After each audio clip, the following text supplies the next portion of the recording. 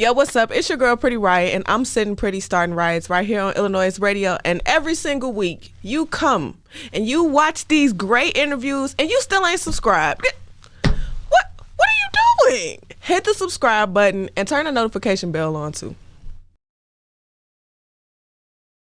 This is iLLANOiZE Radio with Biko, iLLANOiZE Jones, and Pretty Riot going down right now. Welcome world. You're tuned in to iLLANOiZE Radio, Chicago's most valuable radio show. I'm your host, Biko, alongside Pretty Riot, iLLANOiZE Jones. And as always, we bring you all the illest guests from around the city and globe. And today, we got Briahna Gatlin in the building.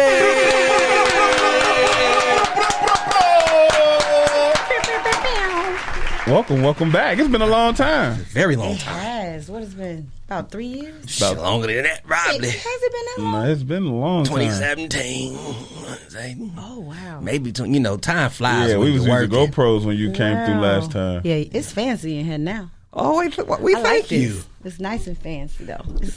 It's very brand identity, and, I love it. It's culture. I love it. Yeah, I see you damn. with all the Chicago, influence around. This is dope. Yeah, this is your first time back in a minute.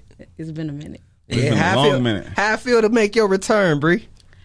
Well, it's always weird when I'm on the other side. I think we all are like in a different place in a positive way. I think we've all grown, so we got a lot more to talk about.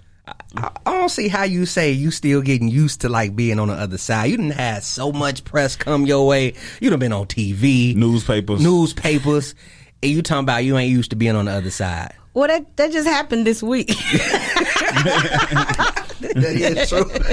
I mean, yeah, it's overwhelming actually. I don't even really know how to react. Like seeing it online is like, oh, that's cool. But today I went and got like a paper and I was like, oh, this is a really big story.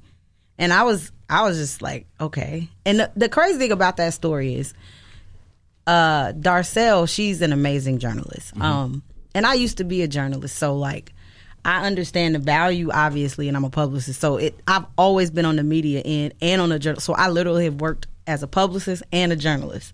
So to be on that side, it is very odd for me but what I loved about the story is like it was like me and her, like our vibes when she interviewed me was great. The other thing is, people don't know this, but she was going to interview me anyway. So she was interviewing me about my career and about what I was doing. It just so happened to be literally God's timing. And I'm not even kidding, because she was just talking to me and then she's like, oh, what do you have coming up? And I was like, Purple Block Party. And you told her this during the interview, like she didn't know at all? She didn't know. She did not know. So this piece was coming out anyway. Mm-hmm. It was just one of them things where when we finally started, she was like, when you start pushing it, I'll drop it at the same time. And so that's literally how it happened. So that story in particular has been in the works. So I was more excited about that one because I knew that one was coming out, and I didn't know what it was going to look like. Obviously, I know now, but I was like, oh. So you were happy with it? Oh, I cried. I definitely cried. You cried? Heck yeah, I cried. From being a journalist, on the standpoint of I got somebody wrote something about me, or just the fact No, like people have wrote about me before. It was just, put it like this: when someone like writes about like your journey, and you actually are reading your journey, versus it's like seeing yourself from another side. Right. Like when you in it. Mm-hmm. But then like reading it from somebody else's perspective, it changes how you like it made me look at myself a lot different. Like not in a bad way. It was just like you've been doing this for a really long time, but sometimes I think and you got, just like we just talked about, the last time I was here was 2017. So think about everything that's happened even with you guys since 2017. Think about when you started. So like sometimes we don't have the privilege or luxury of sitting back and reflecting. And so that's a reflecting moment for me, like to actually sit there and read about things that I did over the last 20 years, which it just never dawned on me. So, but I think you can say that about even like you guys. We just talking about that. So it has a different feel when somebody, I'm not used to it being about me. Right. So it was overwhelming with everything happening right now as far as like the block party, things like that. It was just overwhelming. And then like thinking about people that aren't here to see it. Yeah. So that's what really kind of got me. And you know, it's always, I feel like it's a good thing for people to go back down when it first started, so you can remember what you started things for. You know what I'm saying? And you never even shouted out the paper. Come on now. It's the Chicago Tribune. And me and my friend was laughing because he was like, "You got a cosign from the Chicago Tribune." Mm-hmm. And I was like, "You right, I did." I think sometimes posted about it too. So I'm gonna tell you how I ended up in the Tribune. So there's this other journalist named Evan Moore. Evan. Yeah, so shout out to Evan, because me and Evan have been in cahoots as far as working together. And so me and him, before he left the Sun-Times, he would hit me up and be like, "Hey, I want to write about this. Can you put me in contact?" And I'm like, "Yeah, I got you." So I end up connecting him. He pretty much did this story about like drill, and I connected him to everybody. And just anytime he needed something, I would always just, send people his way. And he was like, "Man, thank you so much." And he was like, "I promise you, I got you." He was like, "I'm gonna do something on you, or I'm gonna make sure it's something, you get that I want to do some type of profile." But his story, one of his stories in particular, I think it was the drill one, actually got some awards. Wow. Yeah. And so literally, I didn't even know that him and Darcel had even had a conversation. So I'm pitching Darcel, a client, and she was like, "Hey, I want to interview you." And I was like, "Me?" And then I was like, she probably want to interview me later. She was like, "Yeah, let's meet next week." I'm like, "Oh, you want to do this right now?" And she was like, "Yeah, why not?" And I was like, "Okay." And then after that, it just went from there. I think we talked and met up early August. No, we met before Lollapalooza.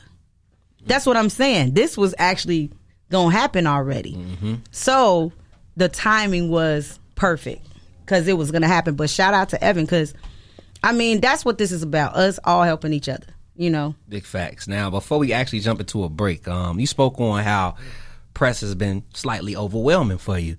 Is that because you are so used to presenting your clients with press and you not really in the front, forefront doing press like that? You do press here and there, but to get so much in so little amount of time and see how much support you receive for the Purple Block Party, is that, what it's been? Yes, I'm nervous, very, very nervous, because I'm the crazy thing is, like, the press is cool, but I hope I get some money and make money so I could pay everybody at the end. That's the rule. Like, I'm like, okay, yeah, that's cool. I hope, but for me, it's like you got to do the press to promote. Like, I understand why, but being on the other end is definitely awkward. Like, ABC and WGN are coming tomorrow, so I'm like, are they gonna want to talk to me? Pretty sure they more than likely will. It is overwhelming, but I think. And I don't know if it's going to stop at this point. So I just need to be prepared, but I am not used to it. I'm good at speaking, but it's still weird seeing myself on that end. I say, take it as is, because this is the city showing you love. This is like, this is a very big deal. I look at it as historic because I'm from that area. I'm from Garfield area. And you're actually putting this festival in the area I learned how to skate and ride. I ain't gonna say ride my bike, but I learned how to skate at that park that you're doing the festival. So it's a big deal. The West Side, especially that area, hasn't seen anything like this. So I know we got a break for the next break, but let me tell you. So today we out there, and when I tell you, people, the responses of like just the community and people that are standing around, they like, "What y'all doing in here?" And even just seeing the setup is actually kind of shocking to them. It's a little bit of a culture shock. And it's when I heard that today, it just made me be like, see, that's what we need. Yo, what's up? It's your girl, Pretty Right, and I need you to do one sminy. Yo, what's up? It's your girl, Pretty Riot, and I just need you to do one small favor for me. Head on over to your app store, search iLLANOiZE. Hit the first thing that pops up because we the one and only, and download the iLLANOiZE app. To do a festival on your side of town, a black woman doing a festival over there in the heart of the hood. It is definitely in the heart. Now, we know it's a lot of festivals that go on the west side, you feel me? And none of them are our people. Yeah. You know what I mean? You're the first one from the culture to start and put the flag down over there and create this. How the hurdles and the obstacles you had to go through to make this happen, and you still stuck with it. Like, tell us about that side. Oh, wow. Okay. Let me start back front. I just got my permit Thursday, like 3 days ago. What's today, Saturday? Yeah, no, that 3 days ago. What, I 2 days? got it 3 days ago. That process alone, I wouldn't wish that on my worst enemy. Is that bad? So, in short, you have to apply for a permit for the park, and you have to apply for a permit for the city. And then after that, you have to get like 3 to maybe 7 different permits under each one. Yeah, different certificates of insurance, and you have to show proof of everything that you've purchased, invoices and things like that from the different people. They got a waste management plan. They got a security plan. They got, like, I had to send in porta potties. I had to send in anything, even merch. Yeah. Like, and mind y'all, there's also application fees on top of that. So it's just fees on top of fees. And the thing is, like, it was cool, and then it was like, sometimes you just start running into like stuff like, oh, you gotta have this, and I'm like, no, I didn't know, never done it before. Oh, well, how long that's gonna take? Oh, you gotta go hire an architect, and then you gotta go I was like, wait a minute, I gotta do what? So it's a lot of red tape, and I think for me, it was, well, I'm gonna be honest with you. I've been doing PR forever, right? Mm-hmm. And I've been wanting to do this particular thing for like 9 years. Mm-hmm. And it's one of them things where it's like, okay, what's next? So it's a new baby for me. So I think that it was one of those things where it was like, I think I was ready now. Right. Before I wasn't. And what made you ready now? Well, I'm going to go back all the way to November. So during the pandemic, and I think a lot of people had different moments in their lives, like, of reflecting and saying, look, I got to, like, a lot of people hold mindsets or, did a lot of shift changes during the pandemic. So for me, it wasn't necessarily a shift change, but it was more so like, if I'm going to do this, I need to plan it right. I need to make sure I set everything in motion, like from the black business side to learning how to just make sure, like, I had to start working getting all my paperwork together just to take to the bank, the tax. I had to, like, business, black people don't do their shit right when they filing taxes. Big black small entrepreneurs, we don't know nothing. And so there was a lot of stuff I had to do to really, like, line up everything I wanted. And I went to Wintrust, my business account. They gave me, like, a big business credit. And I was like, I'm about to do this. So that was the start. That literally got me started. And we were just talking about how a lot of these banks don't fund black businesses. Mm-hmm. And so when I tell you, what I learned during the pandemic was to step my business game up for my business. And that's what changed. And I was like, oh. Can I ask you, though? Sure. What do you feel led Wintrust to say, okay, let's give SwankPR the opportunity, in which may help other black-owned businesses? Well, I had been man, like I said, it's all about time. And, like, right before the pandemic, I just started getting a lot of stuff, like, in order, because I knew I wanted to do this. Like, me getting literally getting here today has been at least a year. I'm not of me changing a lot of things on the business end, because again, like when you look at a lot of these, you know, different people in the festival game, a lot of them got either some type of loan, advance, some type of backing, or they got rich parents or a rich uncle, something, or just a good investor. For me, I had to line things up properly where I could really be like, okay, because my first thought was, how you gonna pay for it? And then I was like, okay, now that you're starting to move and do this and that, like, okay. And then, like, literally, y'all, kid y'all not, when I got approved for the permit, I was like, oh, it's real now. Like, but then I was like, I don't gotta pay the permit, I could just cancel it.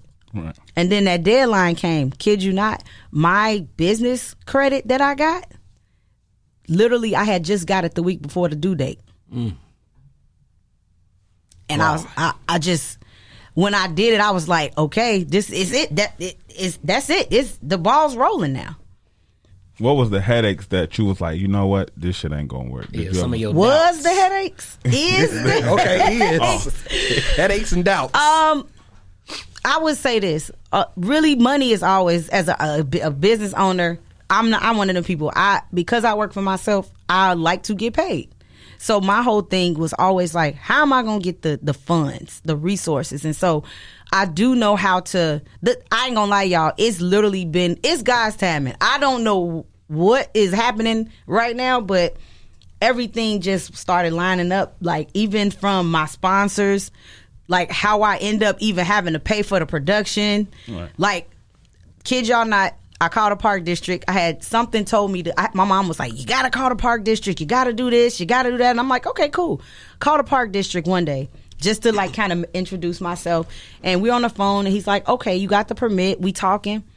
Literally, y'all, about an hour later, I get a call from the person I end up partnering and sponsoring with. He like, I just called a Park District and they told me you was doing an event. It just so happened that we knew each other.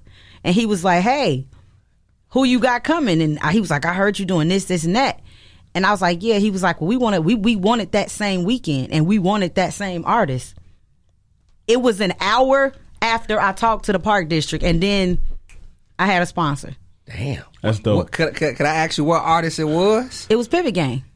Wow. Yeah, and so it's again. So the hurdles came from just understanding the biggest hurdle was the process of learning in the city. Like, the city is different. Like, that's what I wanted to know. So the hurdles, for instance, my biggest hurdle where I was like, I'm not doing this, literally was last week. I was like, I went off. Like, I was like, I don't know what I'm gonna do, because it was home stretch. It was literally Monday. I was like, I don't even know if this is gonna happen. So they had me get an architect for the stage. That's what, like, I had to pay an architect to build the stage. The stage, so that the stage, whatever the new laws are, and then after that, I had to get a licensed contractor also to go with for the architect to get everything done, and then the architect had to submit everything for a building permit.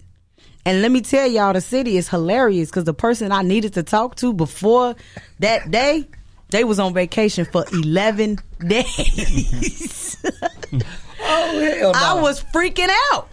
What the fuck? And then I'm like, how do I find an architect? Number one. And then the architect calls like, hey, you need a licensed contractor from the city. I'm like, who has a license? So you run into these situations where they're telling you things as if you know. Right. And you really don't. And they not going to help you. They not. But it put me in a whole different space, and it allowed me to have another challenge that I had never had before. Mm-hmm. And I ain't gonna lie, when Thursday hit, I know I know the formula, because now I know how to get to them, right, and I know how to move fast. So I just started plugging. I was like, I don't know what happened. I got in the zone or something, and I was like, I gotta make this happen. I spent almost 9 months working on this. So to get to that and to just not. And then even just learning, like, who trying to overcharge you, who trying to get you, mm-hmm, and they don't care if you black. Matter of fact, if you black, even better. They gon' tag about an extra $1,500 on whatever. Like, they're gonna overcharge you. And that's what has happened in history. We can overcharge black people because they don't know. And get away with it, too. And get away with it. Knowing is illegal. I've learned a lot from the financial side to the business side to the city side. And really, honestly, once you get the city on your side, literally the city is on your side. And so for me, like, I went through, I feel like it was just a rites of passage. That's all I'm gonna say. Right. Like, if you can do that, you can do anything. Now, before we jump into this break, Bree, is it true? iFest was like an inspiration to it is now? One of definitely. So it was iFest and Dave Chapelle Block Party. Okay. So I brought the concept of iFest and Dave Chapelle Block Party together. That was the whole idea. Damn. That's dope as hell because I was always wondered if iFest would return in general. Hopefully they do, hopefully they don't. But hopefully they look at what you're doing and some type of collaboration or something happens. I mean, it started with the Lupe Fiasco Foundation because I'm one of the founding board members. And so we always participated in the iFest. And so I was like, why don't we do something that's not like theirs, because we all work together. Let's do something like a block party. That's when I wanted to do it. And we were supposed to do it. You know, things didn't work out. People got busy, whatever. And I tried to do this with multiple people. That's what I was finna ask you before we went. Like, with you putting together your own, have you received that some type of the same support you've been giving? Yeah and no. Like, believe it or not, it's been a very interesting reaction. Like, people that I did not expect or just didn't even think about or have been like helpful as ever. Like, and I ain't gonna lie, like it was one of my friends was like, look, I just want to see you win. How much you need for these artists? Like, it's been like that. So this is definitely not just a me project, and it's not about me per se. This was just something I've been wanting to do. And the fact that I just put myself out there, like, this is a vulnerable space for me. Not because, you know, I'm a business person, but it's more, well, on the business end, it's very vulnerable too. Because I have my own business. I still got to make payroll. I still got my day-to-day job duties as a publicist. So I still have things in my head that I'm thinking about that I still got to do. But this is something that has literally changed even the dynamics of who I am at that quick. And so it is different, but I am like, the support has been actually very fulfilling. Like, I'm actually, as much work as it is, I'm really happy about it. I'm actually probably the happiest on the career side in music.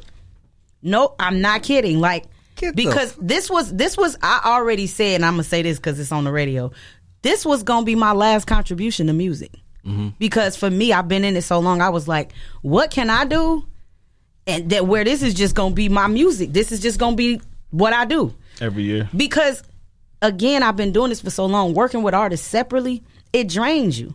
What can I do to do all of it in one and give it back? Is your business struggling? Trying to get your followers up? No problem. You can advertise with us right now. Tap that link above. Now let's get back to the show. Before the break, we were actually talking about your transition from Publicist to being a founder of Purple Block Party. So what is it, you know, that pretty much got you like, I need to make this transition? Is it what is it in the artist, I should say, that made you say, hey, you know what, I've been doing this a long time, but I got to make a transition? Well, I'm gonna refer back to our interview. Okay. Remember we did that interview and we talked about just some of the things that an artist needs to be successful and just some of the things about dealing with an artist. And so just fast forward, like, I want to be able to pick and choose who I want to work with. And that's number one. I also, from the PR side, don't want to have to take a risk with an artist just because I need the money. That's the second thing. That's just from the business perspective as far as being a business owner. Third, I just want to be able to have the excitement of working with an artist without having that money aspect. I want to be able to be good and just be able to invest or feel like, okay, this artist is worth my time.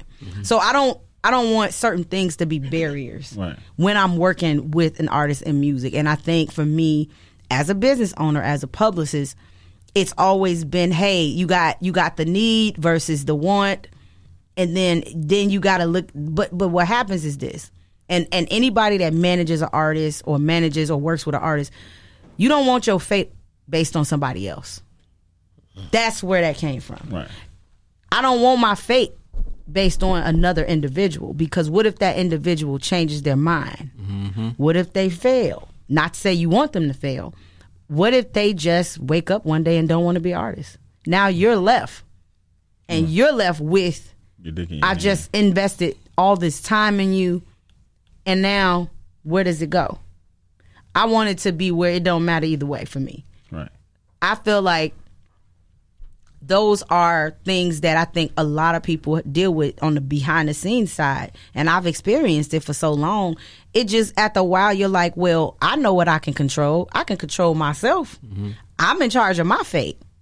So I'm going to do what I want to do for my fate and for what I know I can deal with, but I still want to be able to be on that end. Mm-hmm. And so for me, it was like, well, how do you take both of those angles of, hey, I want to still work with artists and I still want to be in those spaces, but I don't necessarily want to work with everybody on the PR side. Right. This is my space that I'm creating where I can literally still get the accolades of a publicist and work with artists and also transition into just creating something that's also meaningful. And it's still beneficial for all and parties. It's beneficial for everybody. So guess what? Nobody's losing. I mean, but Bree, like, I've been around for a little bit. You know what I mean? So the Bree, like, I feel like you already been doing that, picking and choosing who you want to work with. I feel like you're a big dog. You're a big dog, and you have a lot of people, and let's just be honest, a lot of people that's doing PR that's young come from under you. Yeah. And you have that, so you let them deal with that, it seems like, more than you pick and choose on. Well, this is the problem. What's Kendrick Lamar's song? Can't please everybody. Can't please everybody. Because what happens is, as a publicist, our job is to nurture. Our job is to take care. Our job is to coddle, babysit. I don't want to be the babysitter no more. I mean, but, you know, I feel you. I just felt like, you know, I want to be the big bro, big sis, you know, the person that says, I got you. I want to put you in position now. Right.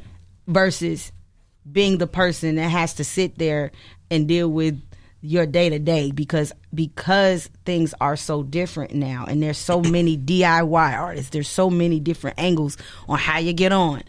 It's like that part, that lifestyle and that career part of me humping to the top. I can't do it no more. I want to put that energy into something like this, right? Because again, I can decide my fate. Mm-hmm. I don't want someone else to be able to tell me, you know what, I'm going to pay you when I feel like it. Right. Ooh. Do you feel like, you know, you putting this festival together, have you rubbed some people the wrong way? I will say this. I'm pretty sure I have. I don't know.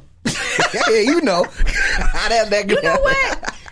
I'll say this, and I feel like I've gotten so much support, and the support that I expected to get from the people that are closest to me, as far as my colleagues. Like, it's some of it's there and some of it's not. Like, I've definitely seen some attitudes change in the last month. Why? I said that to say this. Why do you feel people would feel a certain way? Well, there's a couple reasons. I think, like, some of my people may feel like I'm not including them, or I just feel like it turns, like, I'm in a whole different space in my life, in my career, right? I'm 42, right? I've been going to therapy for the last 2 years. I gotta figure out what I want to do first, and I don't mind putting everybody in position, but I gotta get in position first. So if you look at any article that's came out about this party, I'm plugging everybody, whoever I want. You got Vic Lloyd. GLC is in the Tribune article, because GLC was the first person to take a chance on me.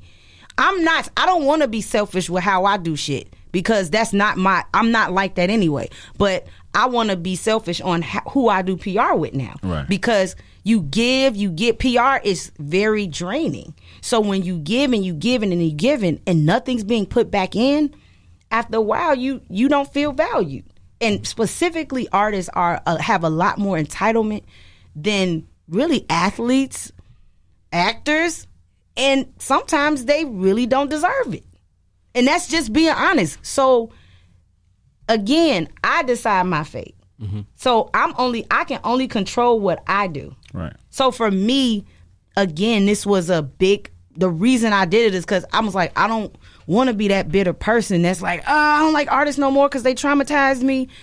My perspective has changed. And so again, when you go back to you're talking about people, my perspective has changed. Mm-hmm. And who I am has changed. I'm not 2012 Briahna. I'm 2022 Briahna. I've grown. I've started, I'm serious about my health. I'm serious about my mental health. And again, like, you don't realize you get PTSD working in the music business. Yeah, for sure. Real talk. That's my point. So how do I create a healthy space right, where everybody can thrive and I ain't got to be that hands-on? Do you have to be that hands-on with the people that's on your team? Like all the people that deal with other artists that you... Yeah. Oh, yeah. okay. It's because I do it for a living. So it's every day, every other day. Oh. I don't like when you don't get breaks. I have friends that in the music business that don't take breaks, and I'm like, you have to do that. Yeah. If you in it 20 years, you need a vacation. I don't care what you say. You need to take a break. Go on the beach and lay somewhere. Just disconnect. So it's a lot. Like, my perspective on how and the industry changed. Like, how has it changed for you? Because you've been, like you said, GLC took a chance on you, and you coming from that era of before digital and all that stuff. Exactly. The era is totally different now. Like, what's changed to you that you was like, nah, this shit ain't. Saying what's happening. I mean, like, even like for me, right? I'm good at what I do, so I can pitch, I can do that. But it's like, again, like, learning how to maneuver and build relationships with journalists, that's gonna always be the same. But it's how artists deal with you, how artists do they value you. The value of I think a publicist this now is actually a lot better than it used to be. So I think for me the value's there, but is the quality of clients there? Right. True. Everybody a rapper. True. Cause listen, you or not just a rapper, an artist. I watched the Genius documentary. You was a part of that, but you wasn't in it. But you was a part of you was backgrounding of it. Yeah, I was there. To see the shit that Kanye West went through to get to where he's at, a lot of people were saying that's still Chicago. Be real. So what I'm really like, so I see I can't even.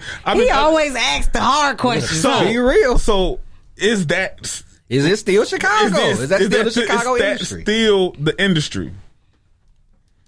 I'm trying to ask. No. I get where you're going with it. To an extent, it is. Put it like this. The only reason why, if I would have stopped 5 years ago, people probably wouldn't even remember that I did what I did. Part of the reason I kept going is because it's like, well, you've been doing it this long. What else you gonna do? Chicago still has a lot of that, and it's still cliquish. It's not. It may not be as hard, but I think the energy has shifted differently. It still has a lot of those elements in it. Absolutely. But that's why I've always, because I went through that time, I don't ever want people to feel like that. That time was not the same. Me and Kanye had a very long conversation when I interviewed him. I was in college.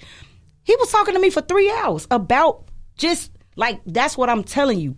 That PTSD factor of being in those spaces and experiencing that, it's real. And so my thing with even working with younger people and just even working with y'all and back then was, I don't want people to ever feel like I'm doing that to them, because I know what that feeling is like. So for me, I would say it probably does exist, but I'm in a space where a lot of the younger, even young artists, upcoming, or even the publicists, they'll be like, dang, you so down to earth, or you so cool. And I'm like, why am I considered down to earth? Because I'm trying to figure out who not. Because it shouldn't be like that. Because we should be past it. We should, the Chicago industry, we can't grow if we not connecting the dots with each other. Right. And that's it. Like, But you got to understand too, G. Like you a big dog out here. now? You've been a big dog. Listen Your here. mentality not like everybody else. Yeah, either. absolutely. And I know that. So. You a big dog out here. If you get an email from Swank, or if you can get Swank to stop you at an event and actually cover, if you're seen in an event, Swank at an event. if you get Swank at an event, if you're seen at an event and she's talking to you, it's like a touch where you're in. If somebody is just you but have I feel that, like it shouldn't be like that. Like, but that's how it's looked at. Like that's like Hove talking to somebody. Okay. don't compare me to Jay-Z. I No, love I'm Jay-Z. just, but don't do but that. you have that status around here because you've been doing it, and it's proven the work you put in is self-explanatory. I mean, I'll say this, but I should put it like this. iLLANOiZE Radio been around how long? When did y'all start? 2017. Okay. Y'all 5 years in now. Yeah. Right? Yeah. A lot, y'all should be moving, transitioning. People should be coming to y'all, and there are, but it should be certain outlets. You got to think. There's other music. You got, to me, the outlets that are out right now, the big ones, like, what's the word, y'all? Like, you guys have started putting in work, and people are seeing it. But what's next? What can we offer to y'all to even step y'all platforms up even higher? Because if y'all platform step up, everybody is.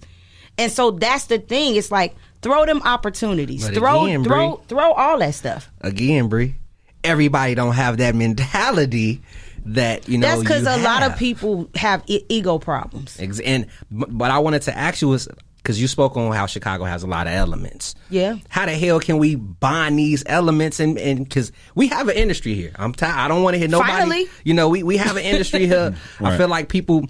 I don't know what people feel like, but I know we have an industry here. do. We have several outlets on top of major outlets here that can help push the envelope and get any creative across that line. Absolutely. So what will it take for us to really continue to show the world that there's an industry here? I'm going to tell you something, and I'm bringing this up because this is super vital. So I did a panel with RTC, Andrew from Fake Shore Drive, and Manny from Juggernaut. All of us started at the same time. We created the ecosystem that the music business in Chicago has. I'm going to tell you how. When we used to have promo runs with different artists, clients, whoever was in town, we would take them to Juggernaut, do they in-store Juggernaut. Right. Andrew would do a post or put something up and invite them. RTC, we would take them to Fake Shore. Well, Andrew might come to, interview him. We'd take them to Ruby Hornet, and I was the one doing it. And it started like that. That's how it started. You start bringing people. And now, what do? You invite the photographers. You invite the few that you know. Hey, come take a picture of this person or whoever. And that's what started it. But again, that infrastructure, that was the blog era. That infrastructure changed a lot because you had certain people that just wouldn't let a lot of these up and coming media in the door. And so I remember, different media hitting me up when I would do events, and I'd be like, let me look. Or I'll just be like, you know what? Come on. Let me see what you're going to produce, and then we'll go from there. And so everybody wasn't like that, but the thing is when we created that, we all were in our infant stages, like as far as our branding and we all just kept stacking everything and building everything with each other because we just didn't have any other way to, because you didn't have, the Tribune wasn't doing hip hop 10 years ago for real. Right. And it's no diss, but it was different. It was. Like WGN wasn't covering artists. Like it was a lot different. And so people don't realize we changed the climate. So it is different. So that's why I say it's different. It still has some of those elements, but it also is different because now, like, it's like people that paved the way. If I shovel and I done shovel the path, whoever behind me can just walk through that path. They might go over here and shovel that way, but that path is still there. Right. And they gonna get there faster. Yo, what's going on? It's Illinois Jones. Alright, for you niggas who making that trash, I need y'all to just scroll, just go right past. Alright, for you niggas that's making that shit though, I need y'all to do me a favor and submit that music to iLLANOiZE.co. You feel me? All you gotta do is go to the contact tab, boom, then hit that submit joint. It's that easy. Send that shit ASAP. We need that. We up now. Peace. You know, I met Bree when I was an intern. I was a little whippersnapper. You had hair, didn't you? Yeah, I had hair. Yeah, I remember that. Yeah, I'm bald now. That's how you know this game gave me PTSD. It took my hair. The industry took my hair. What happened was his liner got pushed back too far. So he was like, you know what, I'm just going to take this on off. And the industry did that. You took the top off? Yeah, I took the top off. I took my roof off at the red light. Nah, man, I just want to just say, man, look, I want you to put yourself in front of this, man. You got something good with this going on in the hood, and I love it. And you're going to inspire so many people, young, black girls who's doing this, who want to be in PR, who want to do something within the culture of music. And being from Chicago, you're going to make a lot of people proud. And you have to show your face. You have to show your face, G. You have to. Don't hide behind it. Enjoy the press runs, because these little girls, they watching. Yeah. Let me ask you, because do you feel like, it's a two-part question, do you feel like the word publicist is getting thrown around a lot? And what makes a person a publicist? Oh, my God. Talk that shit. That definitely gets thrown around. Don't sugarcoat. Oh, no. The word publicist, I never thought I would hear anybody be proud to be a publicist the way the word gets thrown around, because I don't think people understand the work ethic of a publicist. We do a lot of grunt work. What I'm noticing is all the newer publicists, they don't want to do the work. This is not a faint of heart position, because you have to cater to your clients. You're at a serving space all the time. So it is definitely a difference. I think the other thing is people don't understand the power of journalism still. And some publicists they just wake up and say, oh, I'm going to do this. You got to know how to write still. You can't just be a publicist because you can get a blog placement, because you can call a friend. You can't. It's more than that. Do you know how to work a red carpet? Do you know how to put together a red carpet? Do you understand what an embargo is? Do you understand how important it is to have all these different things in this particular press release? Do you understand the method of how you write a press release? What's the structure? Some people don't even know that. And so what happens is everybody thinks it's this, I'm going to these events, I'm looking good, I got my client. No. I have told anybody that worked with me, we would be doing events and they would want to come work, and I'll be like, hey, okay, you see this fun stuff, but guess what you got to do when you leave this event? We got a meeting at 10 o'clock in the morning. Yeah. You got to be on it, because it's a client. So the level of commitment and of being a publicist has just, the level of it is just different. And so I think people think it's easy because part of it is definitely knowing people. So I'm not going to say that. But the other part is being able to, when I realized I was a real publicist, no cap, was when I could figure out how to brand an artist, and I came up with a whole strategy. And so I learned about strategy. I learned about media relations. I learned about all these different things. And this is me studying under other publicists to this day, learning things. So for me, I didn't realize a lot of the stuff I was doing already was strategy. And what I was doing was, certain things. So for me, when I was able to see a strategy, when I formulated a strategy and it happened, I was like, wait a minute. This is what branding is. And formulating that story where it made sense. And sometimes as a publicist, you do put the cables on it, but that's my job. Right. My job is to put the cables on. If I don't put the cables on, I gotta believe in that person. I gotta believe in what they're doing. And I'm very careful with my words. And so you gotta be careful with how you even say things and how you put them in the media. And so people don't realize that too. Your language has to be different. You gotta understand the power of language, how you formulate different things. There's a difference between a media alert. There's a difference between a full press release. You got to know how to upload things on PressWire or all these different sites. There's different things that I had to learn, and I'm still learning. I got programs where I can track my clients and I can see how many impressions they got. I got all that now. I learned how to do reporting. I learned how to present to my clients and say, hey, this is what your links got you, and this is the impact that it made. And so that's the part that has, I think for me, I've developed into a space where I need to make sure that everything that they spend is justified. So for me, it's still about justifying to a client, hey, you're getting your money's worth, but this is why. And so sometimes people just want to see the press placements, and those press placements are great, but what do you have after that?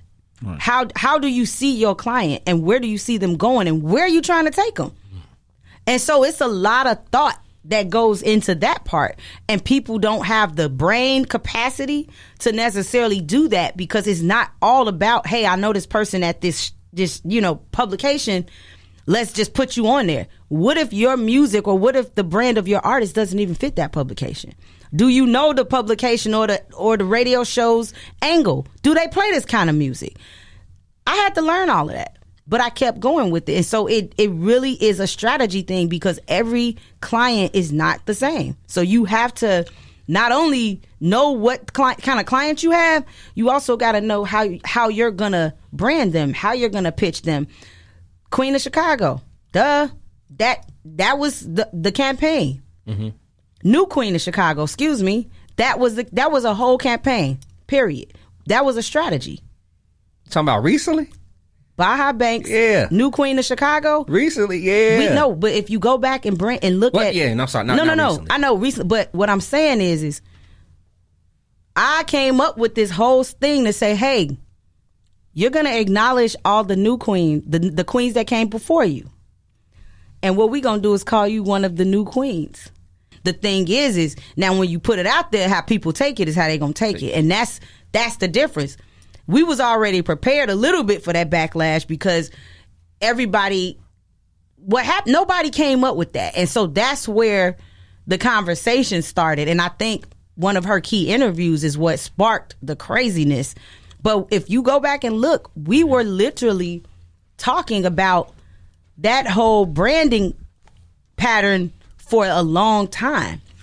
When she did her first interview with it, it was Tribe. If you go back, she did Flaunt Magazine. That was the title. Man. So this has been happening. It's just that one of the interviews just kind of caught fire and pushed it. And so that was one of the strategies, but that's just one example of me coming up with a strategy to say, this is how we're going to brand you. Right. You the new kid on the block. That's literally that was the angle. I'm the new kid on the block. I just rephrased it. And people can come see the new kid on the block. I want to say new kid on the block now, but people can come see Baha Banks at Purple Block Party too tomorrow. I want to know. I got to ask this question. It's a 2-question joint. So for you, what is a nightmare? What celebrity would be a nightmare client, and what celebrity would be a dream client? Kanye would be my nightmare and dream.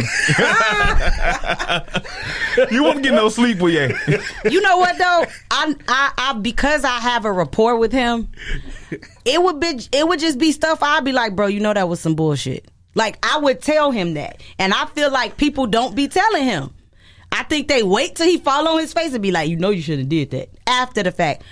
It's one of those things where, yes, he's Kanye, but he's a Gemini, and that might have a lot to do with it. Not sure if any of y'all Geminis. No. But also, he's always been like that. He's always been like that. So if you know what you're getting into, you just got to know what you're getting into. But yes, I'm literally would say he would be a dream and a nightmare. Only because I really seen his journey. So I do understand the journey versus somebody who don't know the journey, who's coming in. And that's another key with being a publicist. You got to do your research. You got to know who you're dealing with. You got to know what they want. And you got to tell them like, okay, this is how you're going to get there. But if you do this, you're going to go that way. Or so it's really up to the client to listen. Like you can't after a while, I had to learn how to not be so tight on my clients and be so, you got to do it like this, because you have to allow people to also fall on their face. Even if I've been in the industry 20 years or 15 years and you just don't want to listen, I can't hold your hand. After a while, you just got to kind of be like, well, I'm going to sit here and watch and see what happens. Because some people are just, in those spaces, and you got to let them fall on their head. Right. But my job is to also be there to clean it up. Yeah. And that's why I said we do a lot of the grunt work that people don't realize, or we're behind the scenes. They call it crisis management. And again, another publicist term, crisis management. That's what crisis management is. Okay, well, what are we going to do? And so, perfect example, Beyonce Jay-Z elevator incident. What happened was nobody said nothing. And that was the perfect way. Crisis management. To just, it's like, well, don't say nothing. Just let it pass. Some crazy gonna happen again. And that's the thing, like sometimes it's better to not make a move after something happens. And so again, some people get online and start trying to apologize, knowing they really don't want to apologize. Just let it pass. I hate that shit. Now, I want to touch on, because we speaking on journey. What's journey-wise, what's something you missed from the beginning of your journey as a publicist? Something I miss. Something you miss. Because you've been in this game for a long time. What do I miss? I ain't really left, but... No, I'm not saying that you left. Like, what you missed from the beginning. From the beginning? That keeps you passionate about it. You know what? I do miss, like, just kind of, like, feeling my way through and not knowing. Like... It kept me on my toes. I think the learning, like I'm a student 100%. So I love learning. I love the experience of figuring it out. And I think also that's why I'm this particular challenge that I'm having, that I've done with the festival, has been like, it's kind of a adrenaline rush for me. So I would say I got that back. With this. Wow. Because with a public, you got to think, like, and also, what I don't get tired of, I never get tired of seeing my clients get published. Never. I still have that excitement because they get excited, because then it's real to them.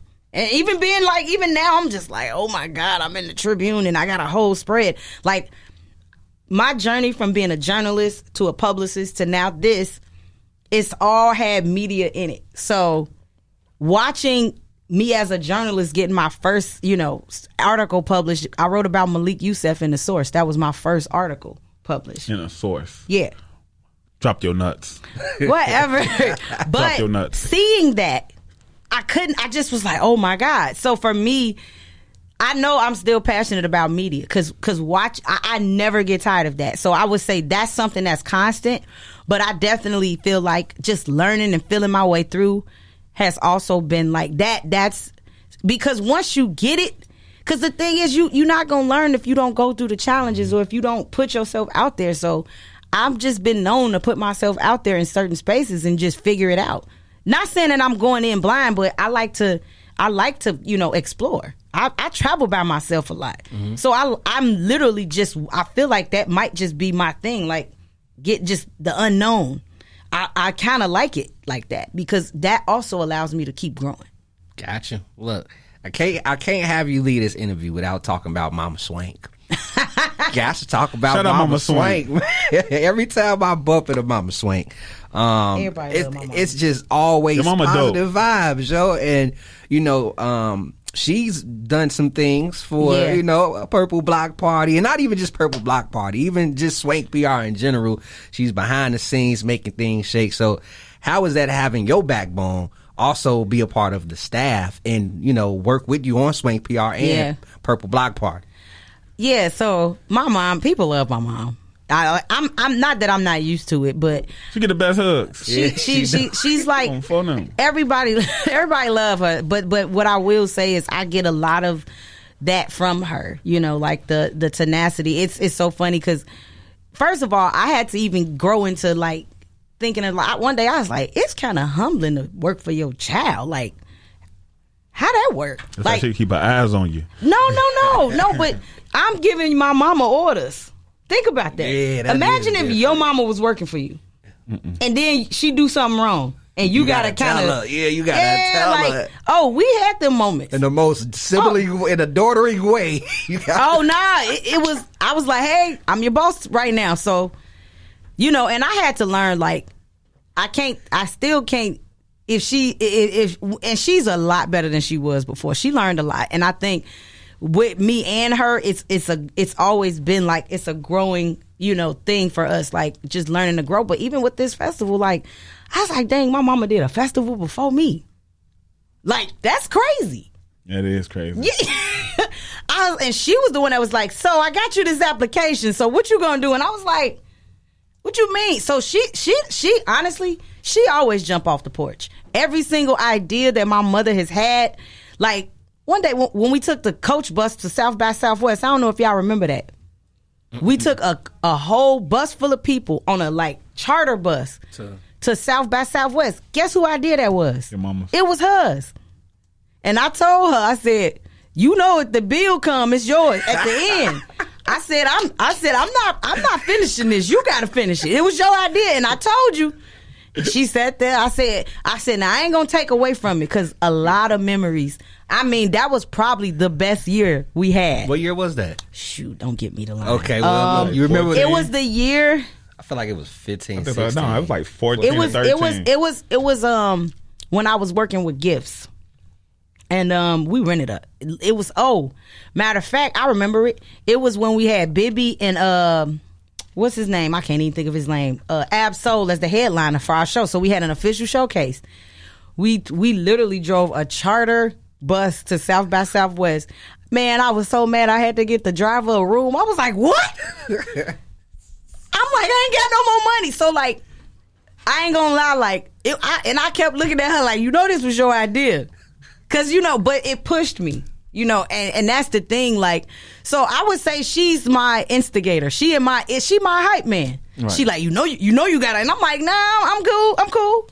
And she like, but you could do this. And I'm like, how much is it gonna cost? Like, that's always my answer. What's the price? Cause I always be like, I'm the one paying for this. You have the good ideas, but it's always, so she's my partner in crime at this point.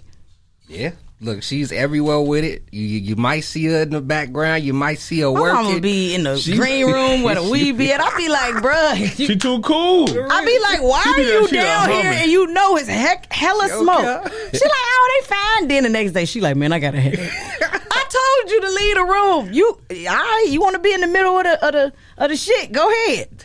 Damn, moms, man, she beat up on everything. She be with the shits. Now, you gotta let everybody know, where they can purchase tickets for Purple Block Party, and again, plug everything. Let mugs know right now how they can so attend the and all that. pbparty.com.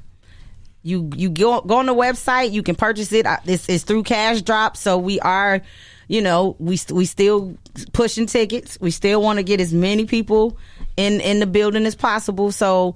Website, the pbparty.com. Of course, Instagram is the Purple Block Party. I think it's Purple Block Party. And of course, it's SwankPR. All of it is on my page, Instagram. We pretty much on every platform. The Purple Block Party is the what you call it, the Instagram tag or the social handles, and then of course SwankPR, SwankPR, and then myself. You'll find me somewhere in that mix. But the website, shout out to Ashton. Yo, that motherfucker fresh. My friend did it. Yeah, that's what I'm saying. Like, and for free. Snapped. Shout out to Ashton. DJ Ash 10 is actually DJing at the Purple Block Party.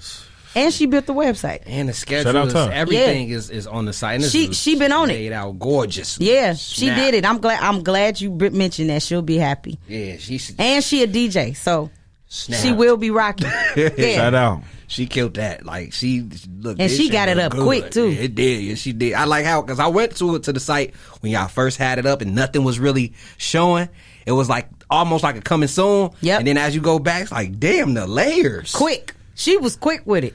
I'm on it right now. She a beast. Beautiful. She a beast. I ain't gonna lie. So again, man, shout out to you, Bree, for taking our time. Look, you over there, you're getting interviewed while taking business calls. Man, and people tweaking. Tons of people out doing the breaks. Motherfucker, how the fuck you mother?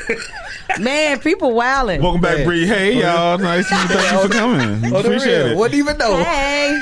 Put that face on quick.